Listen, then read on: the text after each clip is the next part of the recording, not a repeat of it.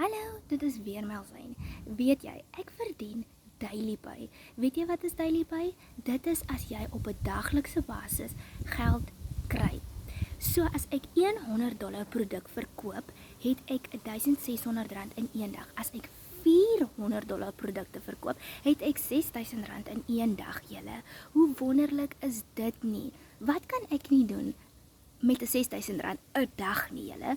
Dit is so wonderlik. Jy is 'n persoon wat 9 tot 5 werk of 8 tot 5 werk en jy het einde van die maand jou salaris. 2 dae na jou maandelikse salaris is die geld op en jy moet weer leen om net deur die maand te kom. Jy wat werkloos is en nie inkomste verdien nie. Dink net hoe baie jy met 'n R6,000 in 'n dag kan maak, julle.